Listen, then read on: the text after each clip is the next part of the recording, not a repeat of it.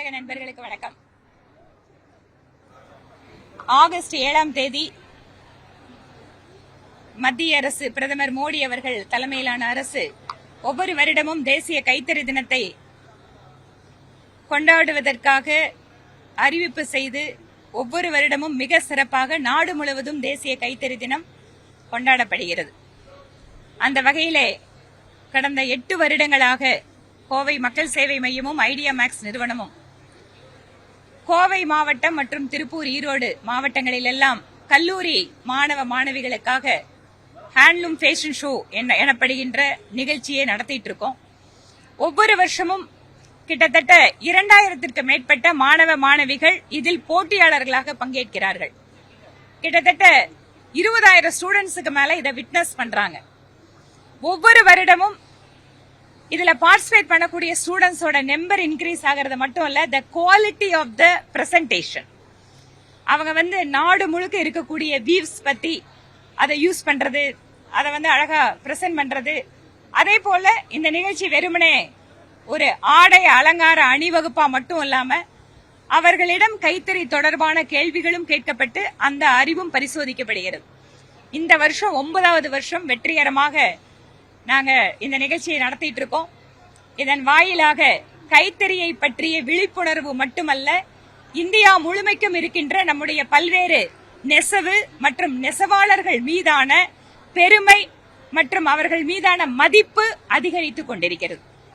நெசவாளர்கள் இன்னைக்கு நம்ம நாட்டினுடைய பாரம்பரியத்தை, சிறப்பை, கற்பனை திறனை இதையெல்லாம் வெளிப்படுத்துகின்ற வகையிலே அவர்கள் செய்கின்ற ஒவ்வொரு வேலையுமே இன்று அடுத்து வரக்கூடிய சமுதாயம் பாராட்டும் என்றால், நேசிக்கும் என்றால் அவர்களுடைய தொழிலும் மேம்பட வேண்டும் என்பதுதான் இந்த நிகழ்ச்சியினுடைய இன்னொரு நோக்கம்.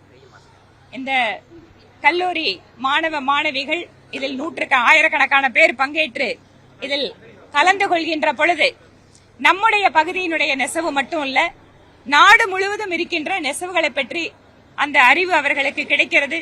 இதுல கலந்துட்டவங்க நிறைய பேரு கைத்தறி தொழிலையும் செய்யறதுக்கு அவங்க விருப்பத்தோடு ஈடுபடுறத பாக்குறோம்.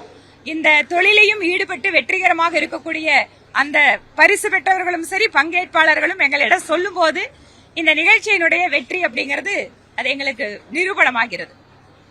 சட்டமன்றத்தில் மீண்டும் நீட் தேர்வு ரத்து செய்யணும்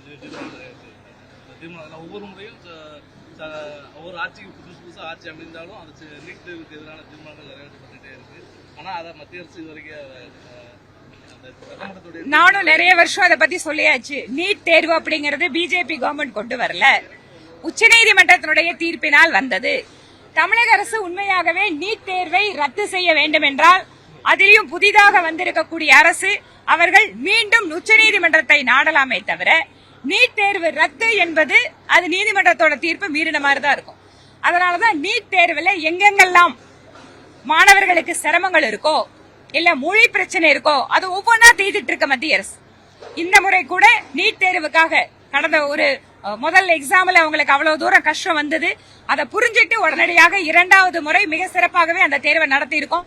அதுலயும் மாணவர்கள் நல்ல முறையில தேர்ச்சி பெற்றிருக்காங்க. தமிழ்நாட்டில் இருந்து கூட நீட் தேர்வு எழுதுறவங்களோட எண்ணிக்கை அதிகரிக்குது, பாஸ் பண்றவங்களோட நம்பர் அதிகரிக்குது. பெற்றோர்களும் மாணவர்களும் ஏற்றுக்கொண்டார்கள். அதிலும் தமிழகம் மாதிரி ஒரு அதிகமாக கல்வி அறிவு பெற்ற மாநிலத்தில் கூட அரசாங்க பள்ளிக்கூட மாணவர்கள் நீட் தேர்வு வந்ததற்கு பின்பாகத்தான் அதிகமாக மருத்துவ கல்லூரிகளில் நுழைகிறார்கள். இந்த விஷயத்தை எல்லாம் மறந்துடுறாங்க.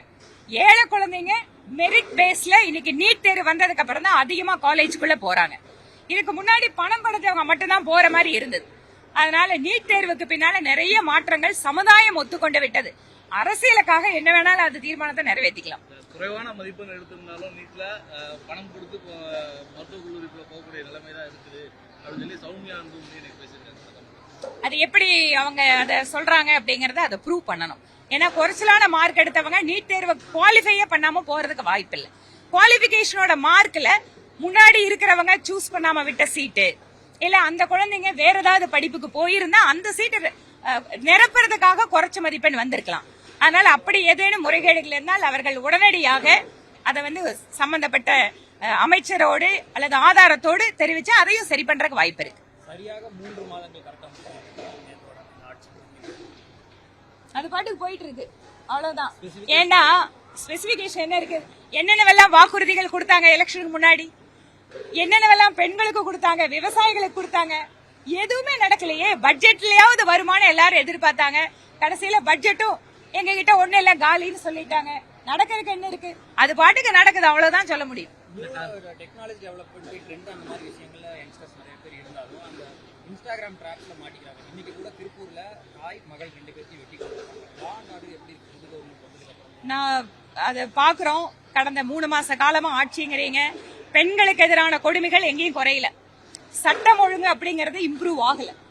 அதனால மாற்றம் அப்படிங்கறது சேர்ல உட்கார்ந்து இருக்கிறவங்க மாறி இருக்காங்களே தவிர தமிழ்நாட்டுல எந்த நிலைமையும் மாறல. இதுதான் யதார்த்தம்.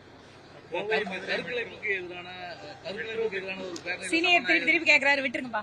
கருக்கலைப்புக்கு எதிரான பேரணியில சபாநாயகர் கலந்துருக்காரு.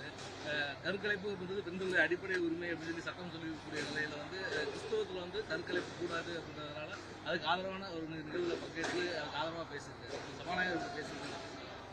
அவருடைய கிறிஸ்தவ மத நம்பிக்கை வாய்ப்பு கிடைக்கும் போதெல்லாம் வெளிப்படுத்திட்டு இருக்காரு. அவர் மட்டும் இல்ல, நேற்று நிதியமைச்சர் பேசும்போது கூட தமிழ் மொழியை விட என்னோட கிறிஸ்தவம் உயர்ந்ததுன்னு பேசுறாரு. அதனால கிறிஸ்தவ மத பிடிப்பாளர்கள் அவங்க ஆதிக்கம் செலுத்துகின்ற ஒரு நிலைமை இருக்கா அப்படிங்கிற ஒரு சந்தேகம் இருக்கு. என்னன்னா இப்படி பேசுறவங்க அப்ப மனசுக்குள்ள அவங்க என்ன நினைக்கிறாங்க, நம்ம தமிழ் மொழியை தாண்டி கூட என்னோட மதத்தை பத்தி தான் நான் பேசுவேன் அப்படிங்கிற மனநிலையில இருக்காங்களா? சபாநாயகர் அதுக்கு ஆதரவு தெரிவிக்கிறாரா? கருக்கலைப்புக்கு எதிராக இன்றைக்கு அமெரிக்க நாட்டில் இருக்கக்கூடிய பெண்கள் போராடிட்டு இருக்காங்க. அது வந்து அவங்களோட அடிப்படை உரிமை. அதுல பார்க்க வேண்டியது என்னன்னு கேட்டா அந்த பெண்ணினுடைய மனநிலைமை, அவங்களோட உடல். இதுதான் நம்ம நீதிமன்றத்துல நம்ம பார்த்துட்டு இருக்கோம். அப்படி இருக்கின்ற பொழுது சபாநாயகர் அதுல போய் கலந்துக்கிறாரு, இல்ல நிதியமைச்சர் கிறிஸ்தவத்தை பத்தி பேசுறாரு, முதலமைச்சர் வந்து அவங்களுக்கு ஆதரவு கொடுக்கறாரு அப்படின்னா அது மத்தவங்க மத்தியில நிச்சயமாக ஒரு ஸ்ட்ராங்கான சந்தேகத்தை ஏற்படுத்தும். பட்ஜெட்டை வந்து திருப்பதிக்கு கொண்டு போயிருந்த போது பெரிய அளவுல கான்ட்ரவர்சி ஆச்சு, பேசப்பட்டது. அதே வந்து அந்த ஜபமாலை கொண்டு வந்திருந்த போது பெரிய அளவுல கான்ட்ரவர்சி இல்ல, அதுதான் நீங்க வந்து மத நம்பிக்கை இல்லாம எல்லா மதத்தையும் மதிக்கிறோம் அப்படின்னு சொன்னா பிரச்சனை இல்ல. ஆனா தமிழ்நாட்டுல இதுவரைக்கும் ஹிந்து மத நம்பிக்கைகளை பின்பற்றவங்களை மட்டுமே பிற்போக்குவாதிகள் அப்படின்னு சொல்ற ஒரு போக்கு இருந்தது. இப்ப எல்லா மத நம்பிக்கையாளர்களும் அவங்கவுங்க மத நம்பிக்கையை ஃபாலோ பண்றாங்கன்னு இருக்கு. மத்திய அரசு மெட்ரோ கொடுக்கல அப்படின்னு சொன்னா ஏன் கொடுக்கல? போன முறை எதற்காக நிராகரிச்சாங்க? இந்த முறை டிபிஆர் போகும்போது அதெல்லாம் சரி பண்ணாங்களான்னு கேட்டா எதுவும் நடக்கல. இந்த கவர்மெண்ட், அதனாலதான் நான் முன்னாடி அறிக்கையில கூட சொன்னேன், இந்த கவர்மெண்ட் வந்து டிபிஆர் சரி பண்ணி எப்படி நம்மளுக்கு மெட்ரோ வர்றதுக்கான வாய்ப்புகள் இருக்கோ அதை உருவாக்கணுமே தவிர அதுக்கான டாக்குமெண்ட் கொடுக்கணுமே தவிர திருப்பி திருப்பி ஒரே மாதிரி டிபிஆர் போட்டீங்கன்னா ஒரே மாதிரி தான் பதில் சொல்லுவாங்க. அதனால அப்ளிகேஷன் ஆஃப் மைண்ட் அப்படிங்கறதான் நம்ம டிபிஆர்ல ரொம்ப முக்கியம். மெட்ரோல புது கவர்மெண்ட் தயவு செஞ்சு இதுக்காக ஒரு புது கமிட்டி கூட போட்டு மதுரை, கோயம்புத்தூர் எப்படி நேஷனல் பாலிசி ஆஃப் மெட்ரோல நம்மளது ஃபிட் ஆகிற மாதிரி இதை தயார் பண்ணி கொடுத்தா நிச்சயமா மத்திய அரசு அதுக்கு உறுதுணையா இருக்கும். திமுக பாஜக வந்து சற்று நெருங்கி வராங்களா அப்படின்னு சொல்லி கனிமொழி எம்பி அவர்கிட்ட கேட்டபோது அவங்க சொல்லியிருக்காங்க, அரசியல் இருந்த நண்பரும் இல்லை எதிரியும் இல்லை. பிஃபோர் விஜய் ஆஃப்டர் விஜய்னு பார்க்கும்போது அந்த மாதிரி ஏதாச்சும் இணக்கமான சூழல் மாற்று கருத்து உள்ளவர்கள்கிட்டயும் இருக்குன்னு பார்க்க முடியும். ஒவ்வொரு முறை அதே திரும்பி சொல்லிக்கிட்டே இருக்காரு. பிஜேபியும் திமுகவும் நெருங்கி இருக்காங்க. அதான் அரசியல்ல நண்பர்கள் இல்ல, நிரந்தர எதிரிகளும் இல்ல, அவ்வளவுதானே. டீலிமிட்டேஷன் ஃபர்ஸ்ட் அந்த பில்ஸ் எல்லாம் வரட்டும், அதுக்கப்புறம் அதை பத்தி தனியாவே ஒரு பிரஸ் மீட் கொடுக்கறேன். ஓகே, அதுதான் ஏங்க, அது உருவாகும் போது எல்லாம் சொல்லுவாங்க, அது உருவாகுற முன்னாடி நீங்களும் உருவாக்கி விட்டுருவீங்க போல இருக்கு. எதிர்ப்புங்கிற ஒற்றை புள்ளியில எல்லாரும் இப்ப என்னப்பா 4 கேள்வி அதிகமாக அதுக்கான சூழல் வரும்போது பாக்கலாம்.